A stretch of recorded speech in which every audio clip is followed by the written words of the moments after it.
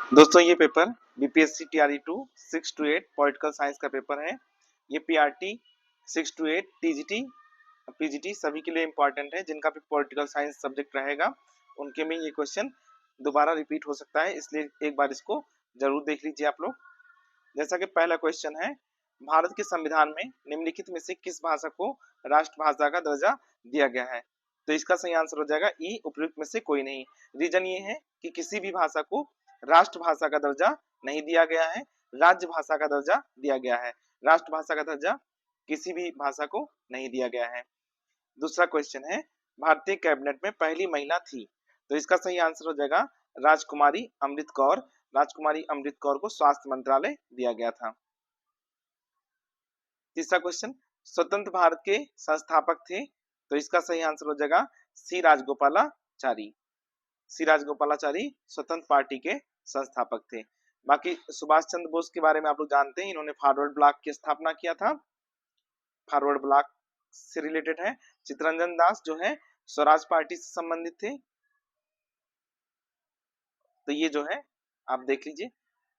फिर next question आपका है, राष्ट्र निर्माण के आधारभूत दृष्टिकोण में क्या सम्मिलित नहीं है?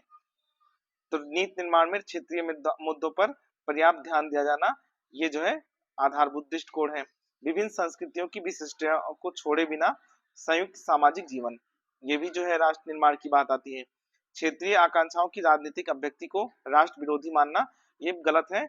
हर जो है क्षेत्र अपनी वृद्धि चाहता है, और जब क्षेत्र का विकास होगा तो राष्ट्र का भी विकास होगा, इसलिए यह ऑप्शन आपका सही नहीं है। यानी कि इसमें देख लीजिएगा कौन सा सही नहीं है। तो ये जो है सही नहीं है। संविधान सभा ने संविधान को अंगीकार किया? तो इसका सही आंसर हो जाएगा 26 नवंबर 1949 को। और कब लागू किया? तो 26 जनवरी 1950 हो जाएगा इसका सही आंसर। इनमें से कौन संविधान सभा में उपाध्यक्ष थे? तो सही आंसर हो जाएगा एससी मुखर्जी। बाकी के एम मुंशी संविधान सभा में प्रारूप समिति के भी सदस्य थे, देख लीजिएगा इसको। चित्तरंजन दास के बारे में आप लोग जानते हैं, स्वराज पार्टी के गठन से संबंधित है। राज्य के नीति निर्देशक तत्व लिए गए हैं आयरलैंड के संविधान से। इसका सही आंसर हो जाएगा आयरलैंड के सिद्धांत संविधान से। मैंने इसका पीडीएफ आप लोगों को दिया है, और इंपॉर्टेंट पिक्स में मैंने डाला हुआ है कि कौन से देश से संविधान में क्या चीजें लिया गया है। तो आप लोग इसको जरूर देख लीजिएगा। इंपॉर्टेंट पिक्स में टेलीग्राम चैनल पर पड़ा हुआ है, आप लोग टेलीग्राम ग्रुप से जुड़ जाइए, वहां पर आपको मिल जाएगा। निम्नलिखित में से किसका संबंध राज्य चुनाव आयोग से है? तो इसका सही ऑप्शन हो जाएगा आपका 73वां संविधान संशोधन अधिनियम।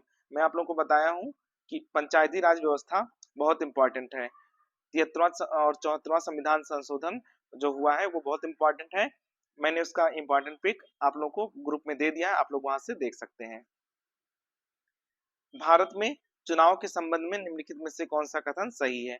सार्वभौमिक वयस्क मताधिकार, बहुदलीय व्यवस्था, स्वतंत्र निर्वाचन आयोग। सार्वभौम वयस्क मताधिकार मतलब कि 18+ सभी को जो है मत देने का अधिकार है।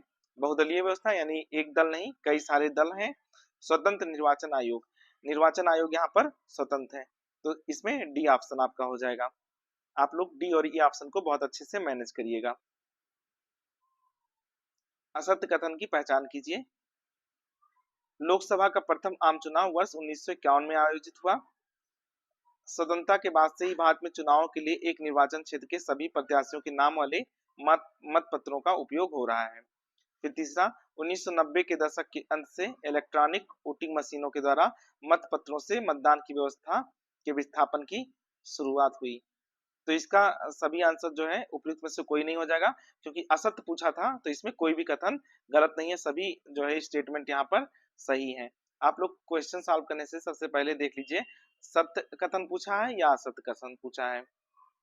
नेक्स्ट देख लीजिए, निम्नलिखित में से किसका संबंध परमादेश से है?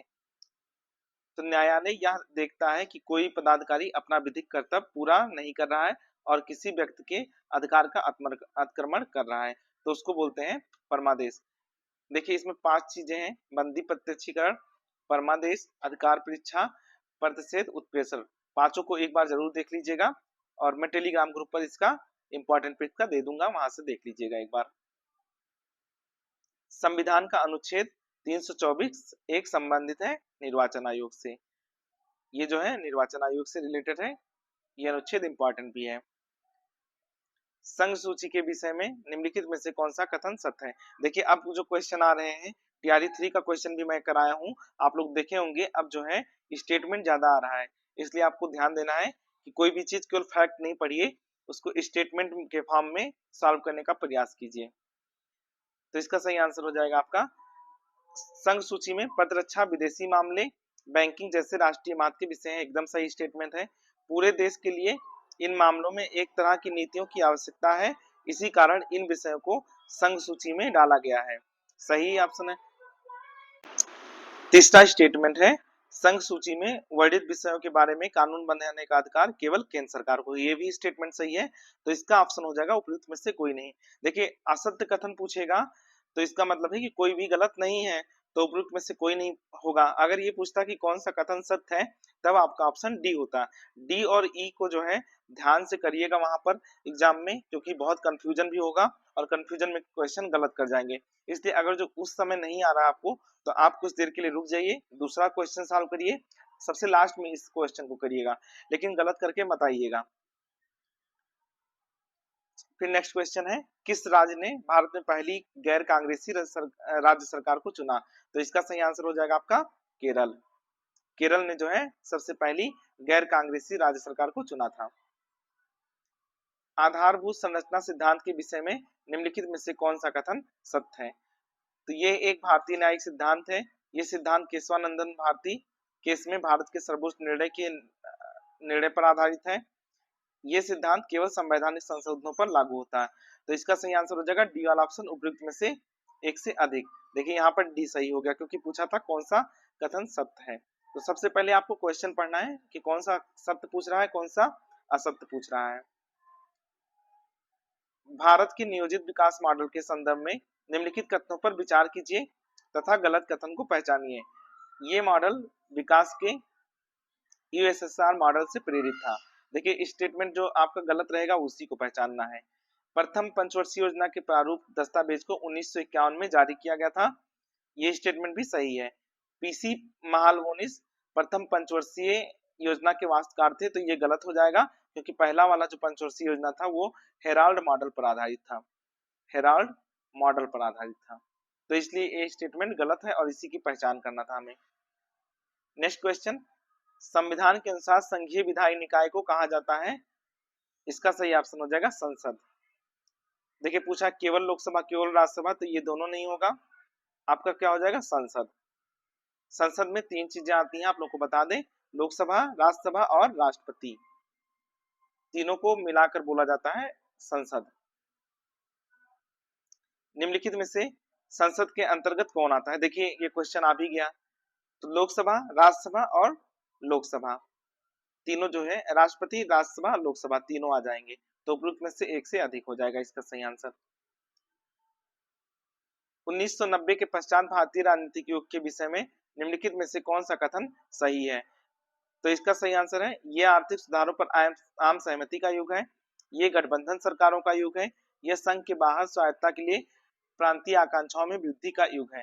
कहीं भी गठबंधन सरकार रहेगा, यानी कि वो क्षेत्रीय जो पार्टियां हैं उनसे गठबंधन कर रहा है, तो क्षेत्रीय पार्टियां क्या करती हैं, अपने प्रांत या अपने क्षेत्र की वृद्धि के लिए कुछ जो है पैकेज मांगती हैं, इसलिए जो है वहां पर वृद्धि होगा ही होगा। तो इसका सही ऑप्शन हो जाएगा उपयुक्त में से एक से अधिक। भारतीय संविधान के किस अनुच्छेद के अनुसार अन्य पिछड़े वर्गों के कल्याण को बढ़ावा देना सरकार के लिए अनिवार्य है। तो इसका सही आंसर हो जाएगा अनुच्छेद 340। देखिए 100 से लेकर 106 संविधान संशोधन अधिनियम हुआ है, इसको एक बार जरूर देख लीजिएगा, यहाँ से क्वेश्चन आपका आ सकता है। इसलिए अनुच्छेद तो देख ही लीजिएगा, लेकिन संविधान संशोधन अधिनियम भी देख लीजिएगा, जो इधर 100 के बाद का है, बहुत इंपॉर्टेंट है। बाकी पहले का भी देख ही रहिएगा, लेकिन इधर 100 के बाद का जरूर देख लीजिएगा। निम्नलिखित में से कौन भारतीय संविधान के संशोधन में सम्मिलित होता है।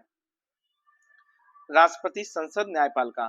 तो उपयुक्त में से एक से अधिक, सभी हो जाएंगे, क्योंकि संसद के अंतर्गत राष्ट्रपति भी आ जाएगा और न्यायपालिका क्या करती है, किसी भी संशोधन का पुनरावलोकन कर सकती है। 22 क्वेश्चन है, क्या एक ही व्यक्ति को एक से अधिक राज्यों का राज्यपाल नियुक्त किया जा सकता है। तो बिल्कुल सही, हाँ किया जा सकता है। इसका अनुच्छेद देख लीजिएगा, अनुच्छेद इसका इंपॉर्टेंट हो जाएगा। वैसे मैं इसका फोटो खींचकर भेज दूंगा।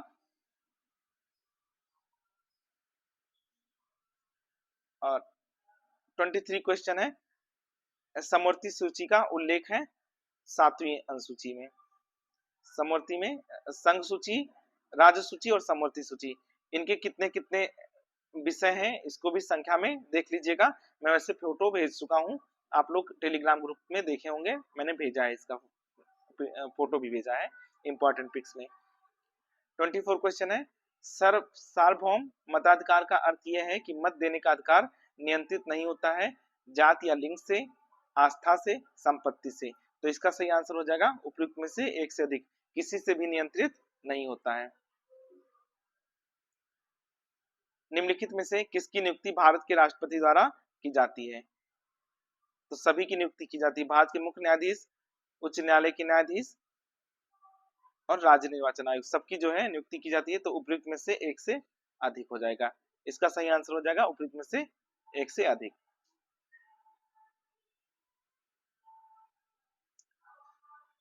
26 अनुच्छेद 280 संबंधित है वित्त आयोग से। बहुत इंपॉर्टेंट क्वेश्चन है, बहुत बार आ चुका है कई सारे एग्जाम में, तो इसको जरूर देख लीजिएगा।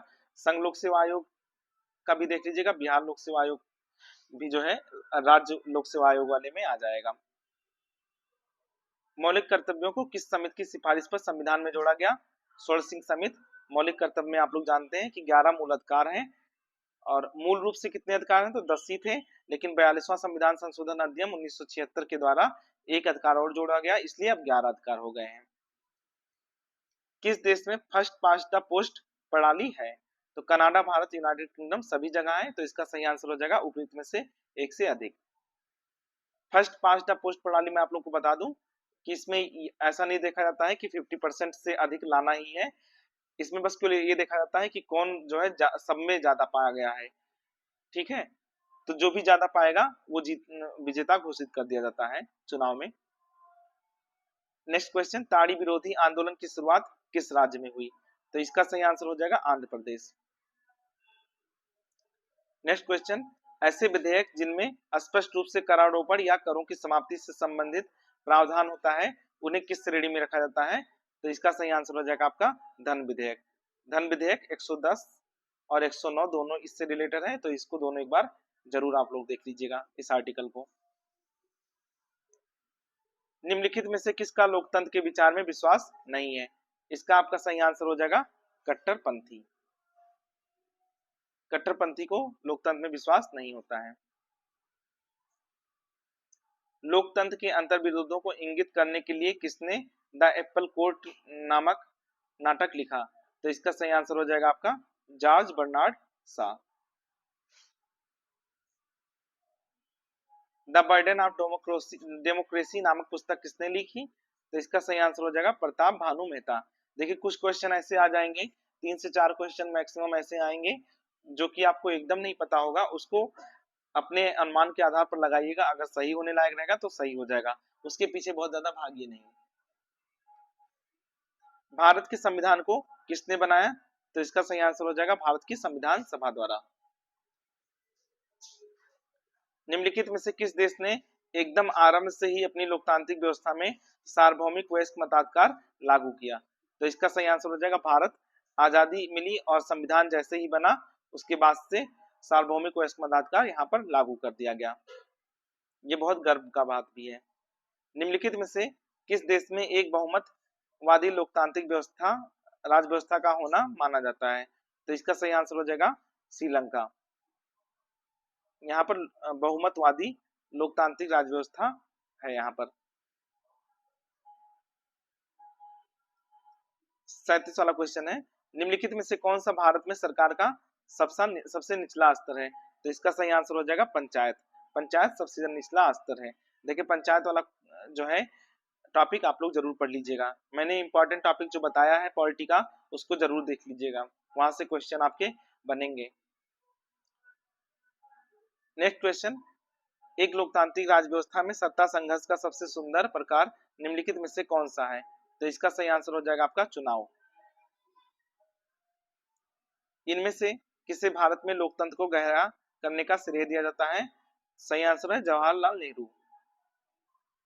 इनमें से किस सिद्धांतकार ने लोकतंत्र शब्द को बहुतंत्र शब्द से स्थानापन्न करना चाहा? तो इसका सही आंसर हो जाएगा रॉबर्ट दाहल। तो ये कुछ क्वेश्चन है जो कि किसी को नहीं पता होते हैं, उसको आप बहुत ज्यादा ध्यान मत दीजिए, अपने अनुमान के आधार पर लगा दीजिएगा। लेकिन बाकी जो चैप्टर हैं, जो टॉपिक मैंने बताया उसको जरूर कवर करके जाइएगा, क्वेश्चन आपको वहीं से मिलेगा। तो एक बार टॉपिक वाला वीडियो आप लोग पॉलिटी का जरूर देख लीजिएगा, मैं कमेंट सेक्शन में उसको पिन कर दे रहा हूँ। और टेलीग्राम ग्रुप से जुड़ जाइए, इस समय मैं इंपॉर्टेंट पिक दे रहा हूँ, आप वहां से जो है अपना क्वेश्चन देख सकते हैं। ठीक है दोस्तों, फिर मिलते हैं आपको नेक्स्ट वीडियो में। आप लोगों को अगर कोई और वीडियो चाहिए होगा तो कमेंट बॉक्स में जरूर बताइएगा।